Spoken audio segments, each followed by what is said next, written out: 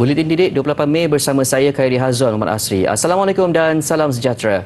3 sekolah lagi bakal dibina di Putrajaya bagi menampung jumlah penduduk yang dijangka meningkat secara mendadak pada masa akan datang. Menteri Kanan Pendidikan Datuk Dr. Razi Jidin berkata keputusan itu dibuat bagi mengelak daripada berlakunya lambakan murid di sesebuah sekolah sekaligus mengehatkan keberkesanan sesi pengajaran dan pembelajaran PDP. Dengan pembinaan ini kita akan dapat mengurangkan tekanan kepada sekolah-sekolah yang sedia ada, khususnya sekolah rendah di kawasan Putrajaya ini. Jumlah anggaran penempatan pelajar adalah untuk 36 bilik darjah. Jadi secara umumnya setiap bilik darjah kita sekitar 35 orang. Jadi kita tak boleh nak lihat berapakah enrolment yang ada sekarang kerana murid SKPP 83 yang ada menumpang sekarang sekitar 400 orang. Tapi kita tak tahu dengan pembinaan yang baru ini, mungkin yang dekat-dekat ini sebelum ini di sekolah lain akan masuk ke sekolah yang baru ini. Beliau ditemui selepas Majlis Pecah Tanah Projek Sekolah Putrajaya Presin 83 di Putrajaya siang tadi. Pembinaan sekolah yang dijangka siap November 2023 itu mendapat sokongan penuh terutama dari penduduk di Putrajaya. Bagi Khalid Muhammad Hamdan, ia satu kelegaan apabila memikirkan anaknya dapat bersekolah dalam keadaan yang selesa berbanding sebelumnya. Sebelum ni masalah penempatan di sekolah yang ada sekarang ni tidak mencukupi. Dia punya kerusi tidak mencukupi dan juga jarak yang jauh antara kediaman. Jadi elok juga kalau dibuat di kawasan sini sebab kawasan sini pun penduduk makin bertambah. Jadi dapat sama-sama mendekatkan anak-anak pergi sekolah. Maklumlah bapa-bapa, ibu-ibu pun kerja jauh, jadi senang kalau ada dekat ni dalam jarak walking distance. Di sekolah lama kita menumpang sekolah menengah, jadi apa-apa keputusan tu memang kita terpaksa menunggu keputusan sekolah menengah. Lepas tu dari segi peruntukan pun sebab peruntukan diberi per kepala, jadi sebab kekurangan murid dalam kurang daripada 300, peruntukan kepada kami tu macam peralatan sukan kurang. Jadi kami memang menunggu sangatlah benda ni siap dengan segera kan. Jelas Datuk Dr. Razi, sekolah yang bakal dibangunkan ialah Kompleks Sekolah Presin 15, Kompleks Sekolah Presin 52 yang mengandungi kedua-dua sekolah menengah dan rendah serta Sekolah Kebangsaan Putrajaya Presin 17-2. Dalam pada itu, 2,683 pegawai perkhidmatan pendidikan PPP Grade DG41 lantikan COS tahun 2020 akan dilantik semula secara kontrak. Menurut Datuk Dr. Razi, ia bermula selepas tempoh lantikan mereka tamat pada 9 Jun nanti. Guru-guru COS 2020 yang akan tamat pada bulan Jun ini, jangan risau, kita telah dapat maklum balas daripada SPP semalam bahawa tempohnya akan dilanjutkan bagi membolehkan segala proses yang perlu dilaksanakan itu dapat dilaksanakan dengan baik. Selain itu, keputusan temuduga guru COS bagi pengambilan PPP DG41 secara one-off tahun lepas telah diumumkan oleh SPP pada 27 Mei lalu. Calon boleh menyimak keputusan itu melalui portal SPP di laman web tertera.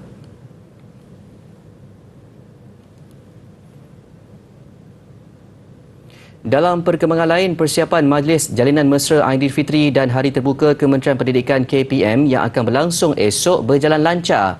Ketua Setiausaha KPM Datuk Yusran Shah Muhammad Yusof berkesempatan melawat sekitar persiapan siang tadi di pekarangan Kompleks E di Putrajaya. Orang ramai dijemput hadir bermula jam 10 pagi hingga 5 petang dan masuk adalah percuma. Pelbagai juadah aktiviti dan pameran menarik menanti pengunjung termasuk pemasangan solar car, pameran bas bergerak dan pemeriksaan kesihatan. Majlis turut menampilkan persembahan istimewa daripada artis jemputan iaitu Ernie Zakri dan band murid berkeperluan khas. Pengiktirafan sebagai penerima anugerah Cambridge Dedicated Teacher 2022 pastinya lebih membakar semangat Cikgu Khalifah Afnan untuk terus menabur bakti sebagai pendidik. Segalanya bermula selepas diberi peluang menyertai Korea-Malaysia Teacher Exchange Program 5 tahun lalu. Rentetan dari program itu, Cikgu Khalifah telah mengaplikasikan ilmu yang diperolehi untuk projek sains, teknologi, kejuruteraan dan matematik STEM di sekolah. Kadang-kala pelajar-pelajar ni benda yang baru mereka takut ataupun tidak berani untuk mencuba. Jadi daripada situ saya telah berusaha lah untuk memperkenalkan sedikit demi sedikit. Contoh dia, saya telah memperkenalkan penggunaan drone untuk ataupun dalam pembelajaran. Bagaimanapun, atas usaha yang berterusan, guru Kolej Vokasional Keningau Sabah ini berjaya mengatasinya. Pastinya pengiktirafan yang diterima ini diharap dapat menjadi inspirasi kepada semua guru di Malaysia. Dan saya sangat bersyukurlah sekurang-kurangnya saya telah menjadi inspirasi ataupun menjadi pembakar semangat kepada anda semua, dan mungkin daripada situ anda telah mengundi saya, jadi sangat berterima kasih lah. Cikgu Khalifah berazam untuk sentiasa meneruskan mengaplikasi STEM dalam pembelajaran. Beliau juga mahu menerokai lebih banyak inovasi baru dalam pengajaran dan pembelajaran. Pakej peranti siswa keluarga Malaysia bagi penuntut institusi pengajian tinggi awam dan swasta daripada keluarga B40 dijangka akan diagihkan bermula Julai depan. Menteri Komunikasi dan Multimedia Tan Sri Anwar Musa berkata, kira-kira 10,000 permohonan telah diterima bagi permohonan fasa pertama yang dibuka secara dalam talian pada 15 April hingga 15 Mei lalu. Program ini terus berjalan.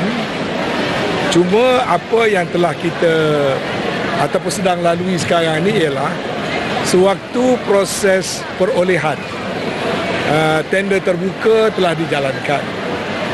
Dalam proses menilai tender, oleh kerana proses tender semula perlu dilakukan dengan beberapa perubahan-perubahan yang lebih kemas kepada syarat-syarat tender, maka sedikit masa telah diperlukan oleh jawatan kuasa yang berkenaan untuk memperincikan tender semula. Mengulas lanjut, beliau berkata, pakej peranti siswa keluarga Malaysia akan diperluaskan kepada pelajar institusi pendidikan guru IPG di bawah KPM daripada kalangan keluarga B40. Selain pelajar di bawah institusi Kementerian Pelancongan Seni dan Budaya MOTEK, iaitu Akademi Seni Budaya dan Warisan Kebangsaan Aswara.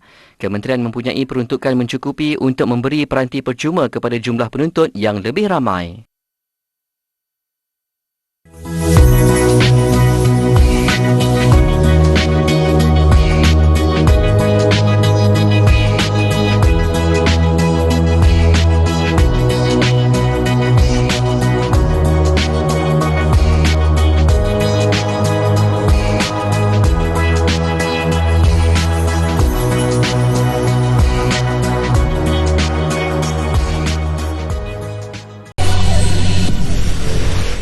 Kembali di Buletin Didik, 180 tabika dan taska diarahkan tutup berikutan penularan penyakit tangan, kaki dan mulut HFMD di seluruh negara.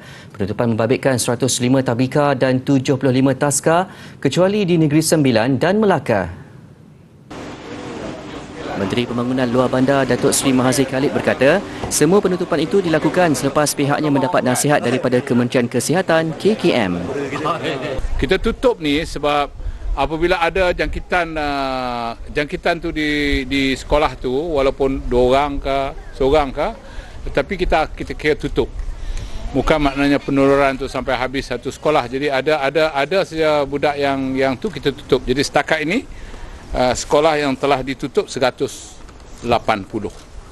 Dan kita sedang membuat pemantauan lebih dekat lah, untuk nak tengok apa yang selanjutnya berlaku.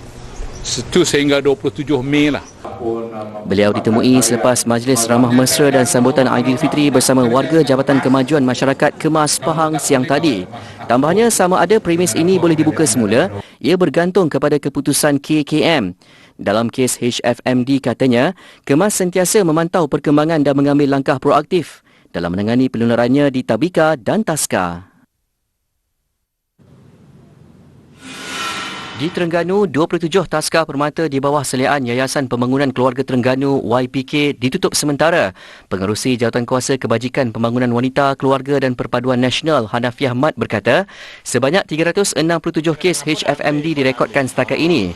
76 kes dikesan pada Mac lalu, 257 pada April dan 34 kes bermula Mei lalu.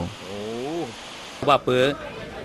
Jika sekiranya mereka terkenalah di rumah-rumah masing-masing, segeralah pergi ke hospital untuk mendapat rawatan. Dan jika ianya dikesan di semua taska permata, saya minta supaya guru-guru dan pengurusan segera menghantar anak-anak mereka ke hospital dan kita dengar nasihat daripada kesihatan sama ada kita dapat meneruskan taska ataupun kita tutup taska. Sementara itu, 3 taska yang berdaftar di bawah Jabatan Kebajikan Masyarakat JKM Perak turut ditutup. Ia membabitkan 2 taska di Hulu Perak dan 1 di Manjung yang ditutup minggu lepas. Tambahnya, setakat ini keadaan di kesemua 239 taska yang berdaftar di bawah JKM adalah terkawal dan pihaknya sentiasa memberikan pendedahan mengenai penjagaan kebersihan kepada anak-anak dan pengasuh taska. Bukan keuntungan wang ringgit yang dicari tetapi ingin membantu memudahkan urusan hartanah orang ramai. Kesedaran segelintir masyarakat di negara ini terhadap urusan membabitkan jual beli hartanah yang masih di tahap rendah menjadikan kerjaya Peguam Hartanah sebagai pelindung hak dan kepentingan pembeli mahupun penjual. Segmen kerjaya pilihan minggu ini mengupas profesyen berkenaan. Jika ditanya mengenai cita-cita, peguam pastinya antara kerjaya impian yang disebut-sebut ramai golongan muda. Lain pula kisahnya buat Nur Aisyah Audenan. Memulakan profesyen sebagai peguam hartanah 7 tahun lalu, Aisyah akui tiada minat dan pengetahuan mengenai undang-undang pada awalnya. Namun minatnya hanya timbul selepas mendalami asasi undang-undang di Universiti Teknologi Mara UiTM Shah Alam. Hartanah ni isu yang bukan senang nak difahamkan lah. Maksudnya kadang-kadang rakyat biasa pening nak uruskan urusan hartanah ni kan, pening sebab dia nak kena berurusan dengan banyak pihak. So saya lebih minat kepada peguam hartanah ni sebab nak membantu masyarakat lah untuk uruskan urusan jual beli daripada mula sampai akhir. Sebagai peguam hartanah, Aisyah bertindak sebagai pemudah cara bagi satu-satu transaksi jual beli di mana mereka secara profesional akan membantu pembeli mahupun penjual dari awal proses sehinggalah selesai urusan mengikut amalan guaman yang teratur. Biarpun masih muda, baru berusia 30 tahun, anak jati Ampang ini telah diberi kepercayaan untuk membantu hampir 500 kes berkaitan hartanah sepanjang keriernya sebagai peguam. Peguam ni ada macam-macam jenis peguam kan. Ada peguam pergi mahkamah, ada peguam yang duduk kat office. So saya ni peguam yang duduk dekat office. Kita seharian saya adalah kita go through documents, kita kita draft agreement, kita study file and case klien kita tu kan. So sebab hartanah ni tak semuanya sama. Maksudnya setiap kes hartanah dekat Malaysia ni lain-lain. So kita tak boleh nak pukul rata semua sama lah, lain-lain lah dia punya jalan cerita dia tu kan. Berdepan orang ramai, Aisyah akui memerlukan kesabaran yang tinggi untuk memberi lebih pemahaman kepada anak guamnya. Apatah lagi jika membabitkan situasi dan transaksi yang lebih rumit. Dia juga perlu sentiasa peka dengan perubahan undang-undang semasa. Undang-undang ni kadang-kadang dia akan berubah. Maksudnya tak semestinya undang-undang tahun ni sama dengan undang-undang tahun depan. Contohnya macam kita ambil contoh mudah yang simple lah, macam berkenaan cukai LHDN kan. So bila kita jual atau bila kita beli rumah, kita kena cukai. LHDN akan kenakan kita cukai. So undang-undang yang tahun ni kadang-kadang bajet negara tu dah berubah. So tahun depan dah pakai undang-undang yang lain. Penting juga untuk Aisyah mempunyai kemahiran komunikasi dan rundingan supaya semua pihak mendapat situasi menang-menang. Berbekalkan rekod dan pencapaian baik, Aisyah berharap kepakaran yang dimiliki membolehkannya duduk sama rendah dan berdiri sama tinggi sebaris peguam terkemuka lain.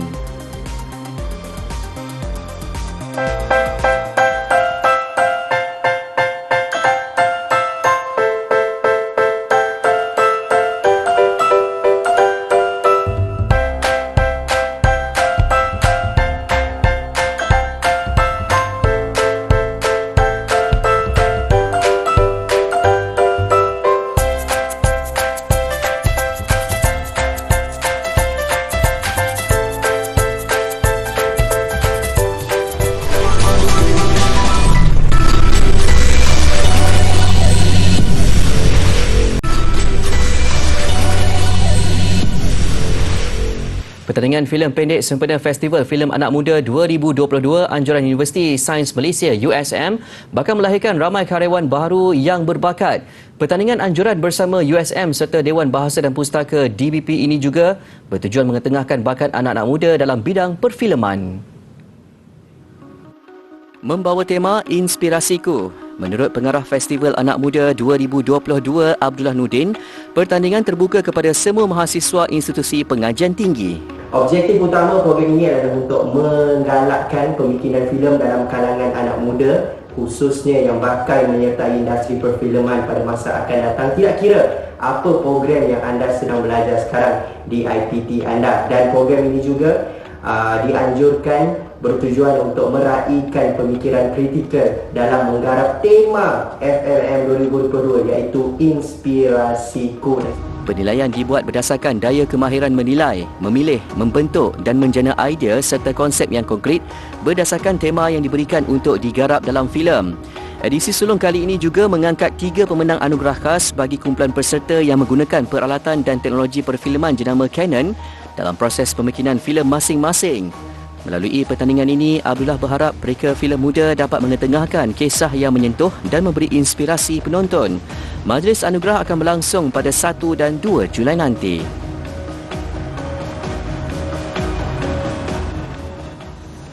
Ini satu contoh idola muda yang bukan sahaja berbakat tetapi memperjuangkan nilai kebaikan. Harry Styles, selebriti terbaru yang berikrar untuk menghentikan keganasan melibatkan senjata api. Penyanyi itu mahu menyumbang lebih $1 juta sebagai tanda sokongan terhadap desakan terbabit, menyertai ramai lagi selebriti, pemimpin dan ahli politik yang lantang bersuara mengenainya. Tindakan Styles itu susulan kejadian tembakan rambang di sebuah sekolah di Texas, Amerika Syarikat minggu ini yang mengorbankan 19 murid. Dalam satu kenyataan, Styles berkata seperti individu lain, dia juga terkesan dengan siri tembakan rambang di negara itu. Justru dia menjalin kerjasama dengan Everytown untuk menyumbang pendapatan daripada konsert jelajahnya di Amerika Utara ketika ini. Everytown adalah sebuah NGO yang memperjuangkan usaha untuk menghentikan keganasan melibatkan senjata api. Berdasarkan kaji selidik dijalankannya, senjata api adalah punca utama ke arah kematian remaja dan kanak-kanak di Amerika Syarikat. Antara perkembangan hiburan lain, Top Gun Maverick mula mendominasi layar perak apabila mengutip lebih $19 juta di Amerika Syarikat pada hari Khamis. Ia adalah tayangan perdana terbesar pada cuti umum Memorial Day, malah dijangka meraih sehingga $100 juta pada cuti panjang hujung minggu ini. Maverick adalah sequel kepada filem Top Gun pada 1986 yang sangat ikonik bersama pelakon utamanya Tom Cruise. Ia juga dilihat mampu jadi filem pertama Cruise yang mencatat $100 juta pada tayangan perdana. Lagi pencapaian besar buat BTS apabila bakal bersemuka dengan Presiden Amerika Syarikat Joe Biden pada 31 Mei ini. White House dalam satu kenyataan menyebut Biden dan BTS akan membincangkan isu representasi Asia serta jenayah kebencian anti-Asia. Kedua-dua pihak juga bakal membincangkan tentang peranan BTS sebagai duta golongan muda yang sentiasa menyebarkan mesej harapan dan positiviti ke seluruh dunia. Batu merupakan bahan semula jadi yang mengandungi kristal, pelbagai mineral yang terbentuk menjadi gotolan pepejal.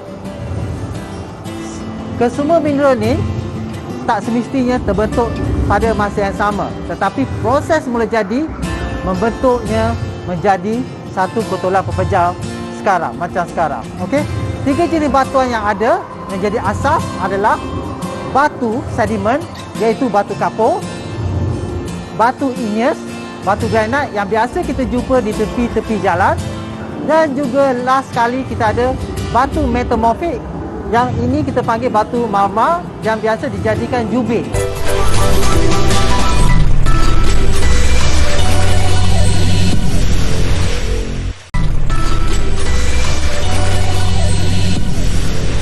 Masih di Buletin Didik, Sukan.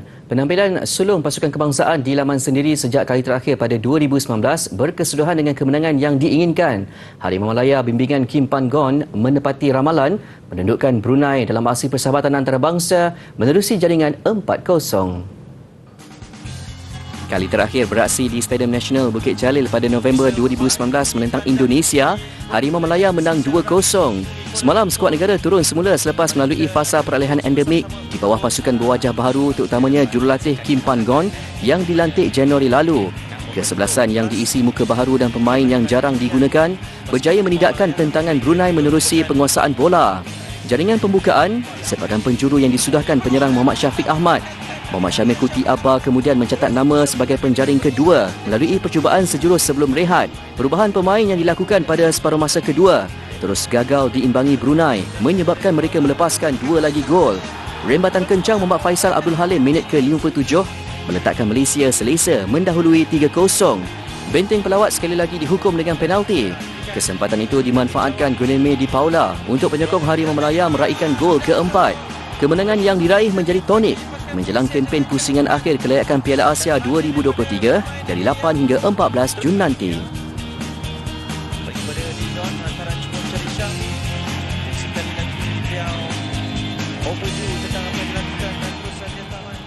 Liga Perdana, 3 perlawanan berlangsung antaranya menyaksikan pendahulu Kelantan FC diikat tanpa jaringan oleh pasukan senegeri Kelantan United. Pertemuan diadakan di Stadium Bola Sepak Kuala Lumpur di Ceras. Kelantan FC turun dengan misi mahu terus melebarkan 21 pengurutan mata di carta teratas selepas 8 perlawanan. Tetapi lawan juga tidak mahu mengalah dengan mengumpul 14 mata di tangga keempat ketika ini dan berpeluang mengambil alih pencabar terdekat Terengganu FC 2 yang mempunyai 16 mata. Selepas buntu tanpa jaringan di separuh masa, percubaan mendapatkan jaringan juga berterusan di babak berikutnya. Keputusan 0-0 akhirnya memaksa kedua-duanya berkongsi satu mata, menyaksikan Kelantan FC seri kali pertama musim ini, sementara Kelantan United kali ketiga. Baik, saingan tenis Grand Slam di terbuka Perancis menyaksikan 2 pemain pilihan Novak Djokovic dan Rafael Nadal melepasi halangan pusingan ketiga selepas menewaskan lawan masing-masing. Juara bertahan Novak Djokovic berdepan pemain kurang ternama dari Slovenia alias Bedene. Wakil Serbia itu berdepan tentangan liat lawan di awal permainan sebelum merangkau momentum baik dengan kemenangan 6-3, 6-3 dalam 2 set pertama. Bedene tidak mampu menghalang kemarahan pemain nombor 1 dunia itu menerusi kekalahan 2-6 sekaligus membawa Djokovic ke peringkat seterusnya selepas aksi sejam 44 minit. Dalam satu lagi pertarungan, Rafael Nadal mengetepikan cabaran Botic van der Zandschulp dari Belanda. Jago gelanggang tanah liat itu mendapati ramalan mengatasi lawannya dengan kemenangan awal 6-3 dan 6-2. Van der Zandschulp cuba menampilkan kebangkitan di set ketiga tetapi tidak mampu menyudahkannya apabila kecundang 4-6 untuk merelakan juara 13 kali di Roland Garros itu mara ke pusingan keempat.